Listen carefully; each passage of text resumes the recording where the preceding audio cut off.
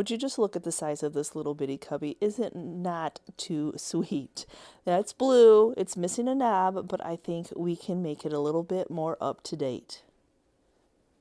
Of course, the knobs just don't easily pull out, so I went for my Japanese saw, and I'm just going to try to saw them off as smooth as I can get them. But unfortunately, I was tipped in a little bit, so I was causing a little bit of a groove into there. So note to myself, make sure that my saw is level. Hi guys, welcome back to the channel. This is Yvonne from Ginger Chick Rehab. Thank you for hopping on and checking out what I am up to. Now that the holidays are done and I got all my DIY Christmases out of the way for you all, I do so hope that you enjoyed all of that holiday goodie, all those Christmas goodies that I brought to you.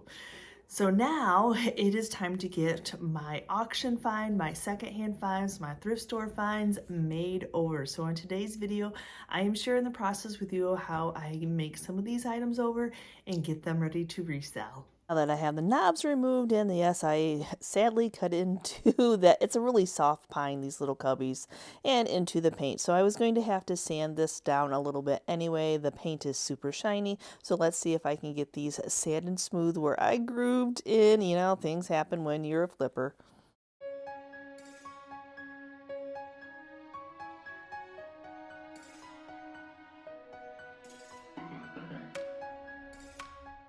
And it's just like furniture, prepping your area that you want to paint, just properly getting that paint taken down as much as you can, making sure the item is smooth, and of course always having to hand sand in those little crevices that power sander just won't get to.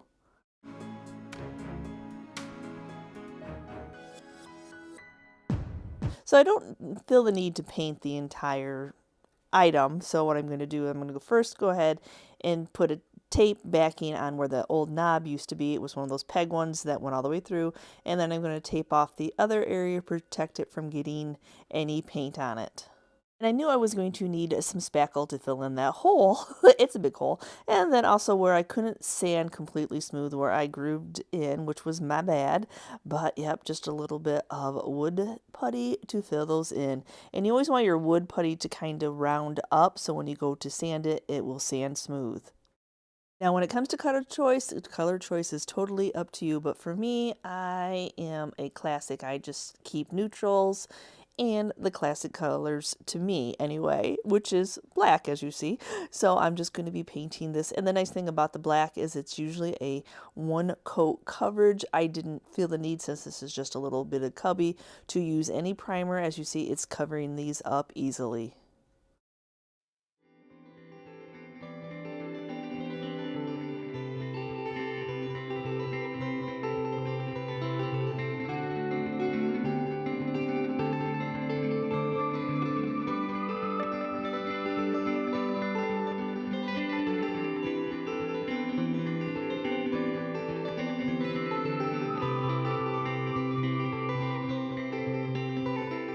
First, I thought I would go ahead and distress these, but I quickly realized that some of the blue was going to show through, and that's just not a coordinating color I like on these little cubbies. And it's an easy fix. Once you've tried something, you can just paint back over it. Now that I have that spot touched back up, I'm going to go ahead and seal my black paint in using some polycrylic top coat. And then to give this more of an updated look, I went and ordered some of this hardware off of Amazon. I love these little library pulls is what I call them. Just really quickly updates a thrifted item. And this is, I think this is the smallest size I could find, so I think they are just a perfect fit.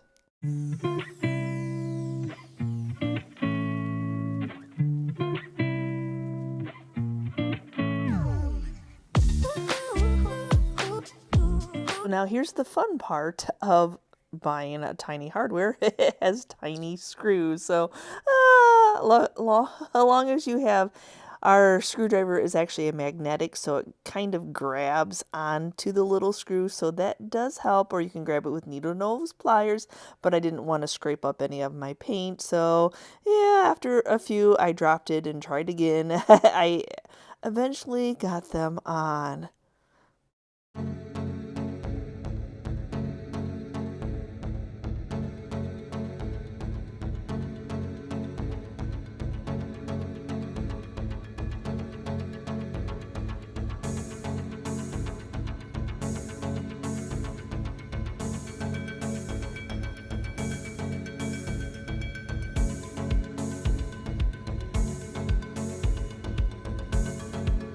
Now next up is this cubby. Now this cubby is MDF board. That means it's not real wood.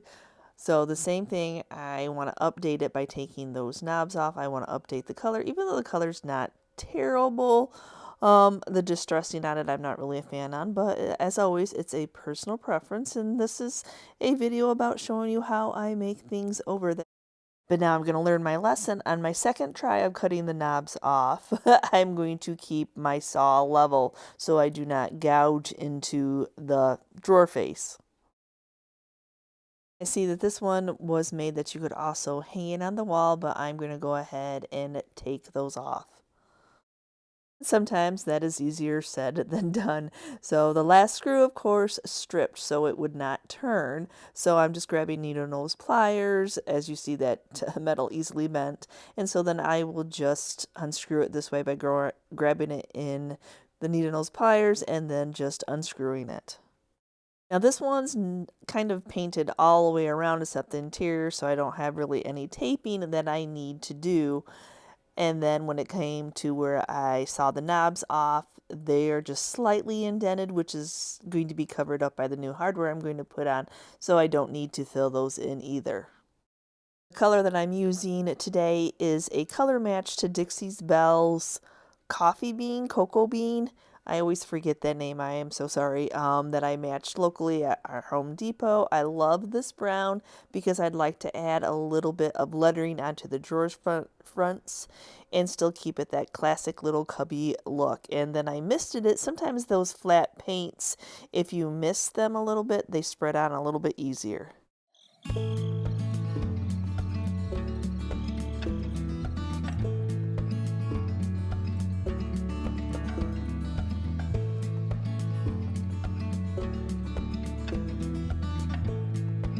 Now that my top coat, my polycrylic, is good and dry, I'm going to be using that same hardware, but as you see, you can see how small these little poles are when we get to this next little cubby. So I want to add some wording to this, so I'm just trying to figure out how far up I can have it go, and then the tip of it is actually, there may be a slight shadow of an indent where the knob was, so all I'm doing is making sure that my hardware is covering it up.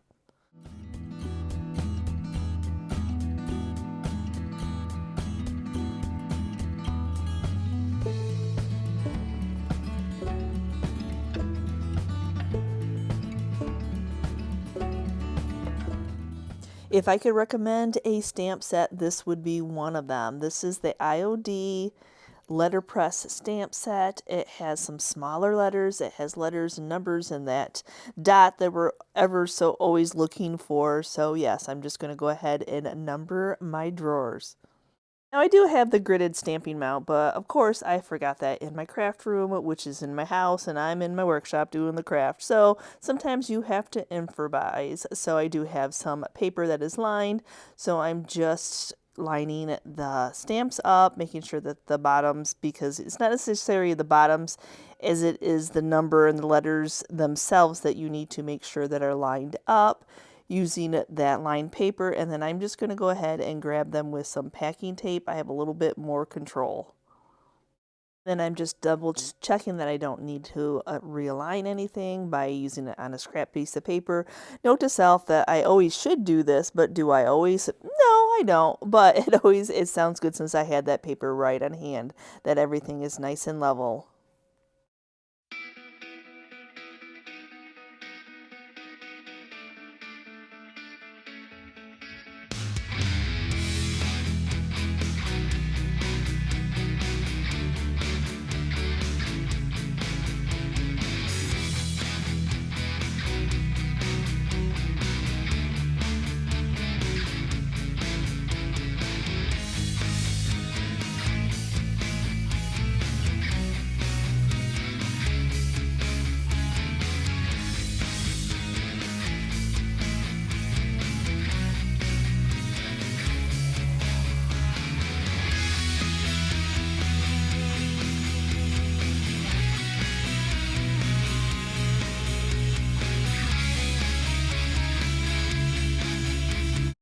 And when I saw this little cubby, I'm like, oh, so you got little cubby drawers, and then you got some top area that you could put decor on, which I love.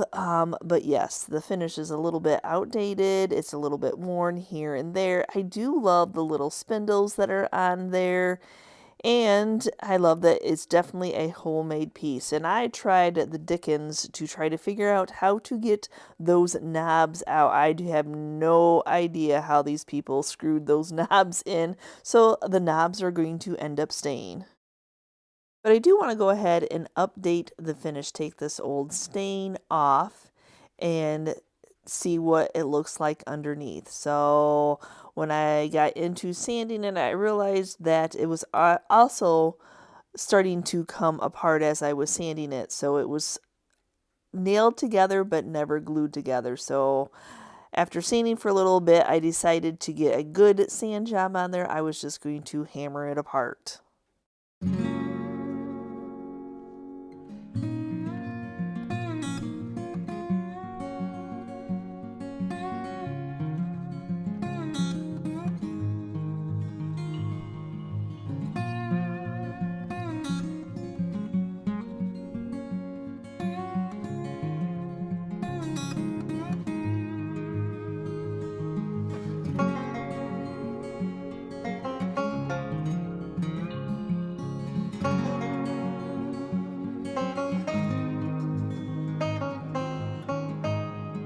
Now that I have all my parts sanded, I tried to get down to as much of the natural as I could.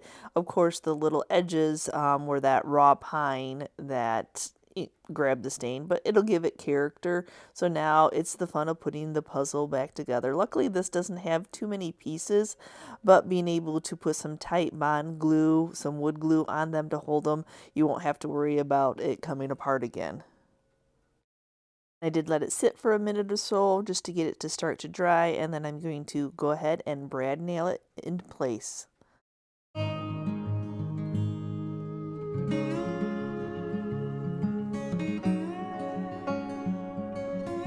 As I'm putting it back together, I'm going to put the drawers in it to make sure that even though I can kind of see where it was previously, I want to make sure that I'm not going to glue it together and nail it back together and not be able to fit the drawers back in.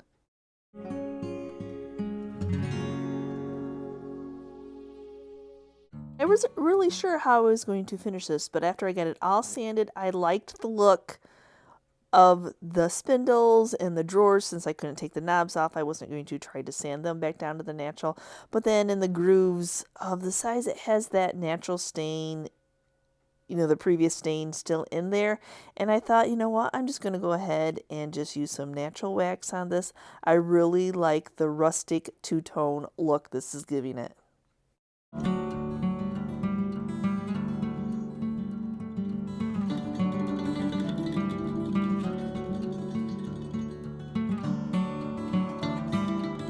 So thank you so much for watching today's video, and I know some of what I consider to be outdated, others may not have considered, but I know what sells for me, I know what sells in my area, so I want to give them a little bit of distressing. I want to give those cubbies a little bit, I want them to be spied, and I want somebody to be like, oh yeah, I love that with that new hardware, I love that with a little bit more distressing.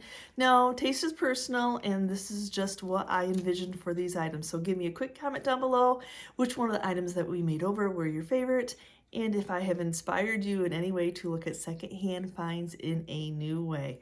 So again, thank you for being part of our YouTube family, and if you are new and you're checking out this channel for the first time and you liked what you saw, please hit that subscription button along with the notification bell so you know we've uploaded a new video, and we will see you next time, guys, and you can see what we're up to. Bye!